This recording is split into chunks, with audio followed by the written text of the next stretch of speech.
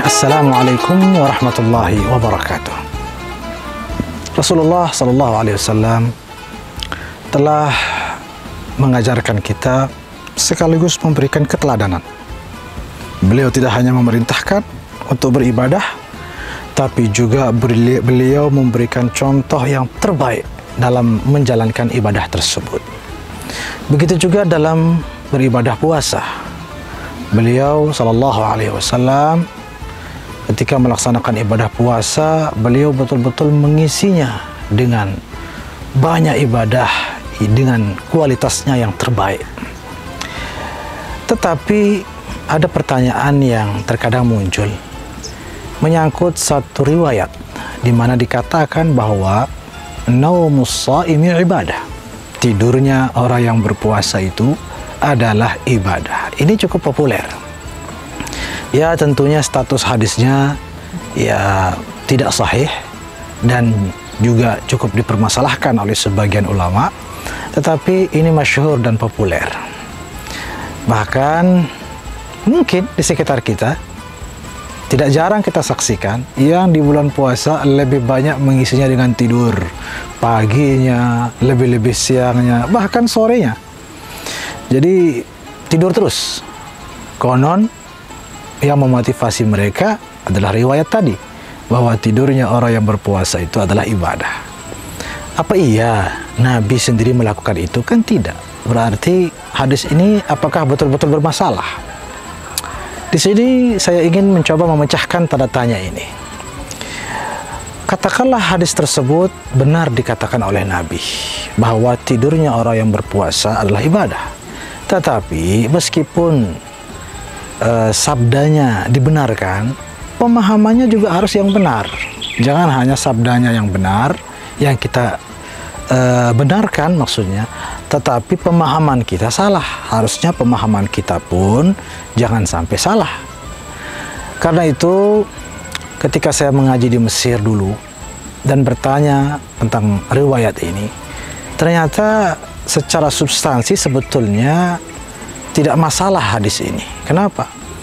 Karena hadis ini sesungguhnya tidak memotivasi kita untuk tidur terus-menerus di bulan puasa, melainkan sesungguhnya hadis ini hanya menyebutkan salah satu keistimewaan daripada ibadah puasa yang tidak dimiliki oleh kebanyakan ibadah-ibadah lainnya.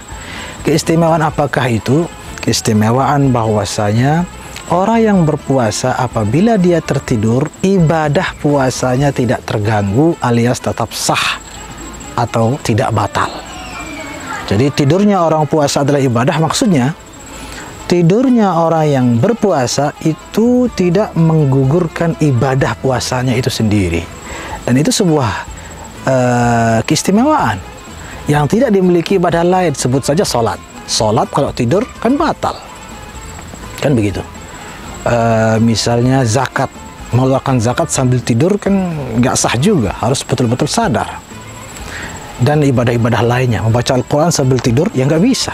Tapi kalau ibadah puasa, walaupun andai kata, tapi jangan sampai terjadi, tertidur dari pagi sampai maghrib, ya secara hukum Islam, secara fikih, puasanya tetap sah dan tidak batal. Karena itu sebuah keistimewaan.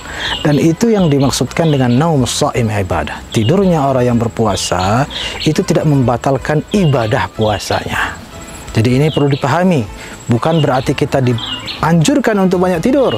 Tidak, tetapi agar kita menikmati dan mensyukuri ibadah puasa itu, di mana ibadah puasa itu tidak dibatalkan oleh tidur, sebagaimana ibadah sholat dan ibadah-ibadah lainnya. Itu nomor satu ya, untuk memahami hadis ini dengan tepat, agar tidak disalahgunakan.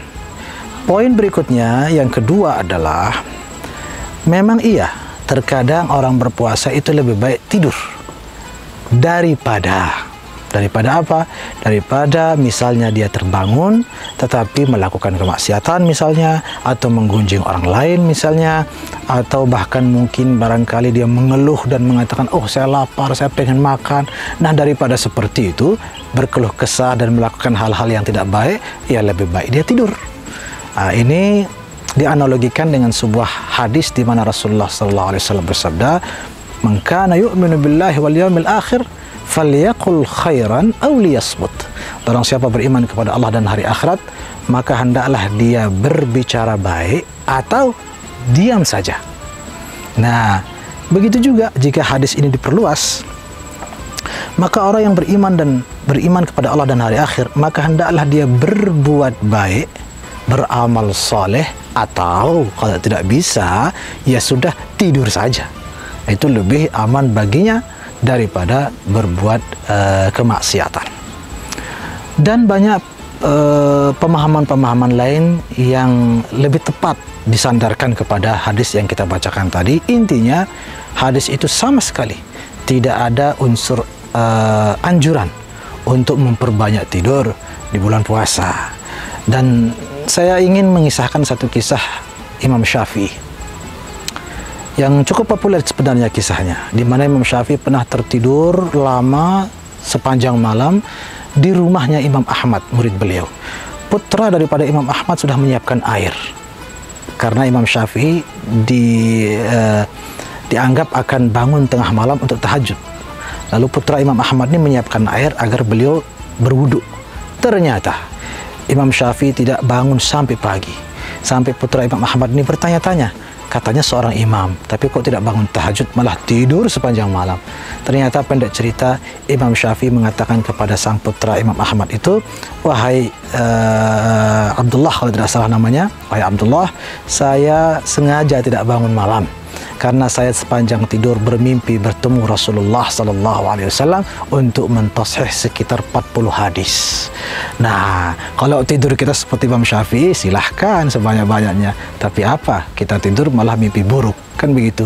Mudah-mudahan Allah Subhanahu Wa Ta'ala membimbing kita untuk mengisi bulan suci Ramadan ini dengan sebaik-baiknya, dengan berbagai macam ibadah yang semoga senantiasa dikabul oleh Allah Subhanahu Wa Ta'ala. Amin ya rabbal alamin.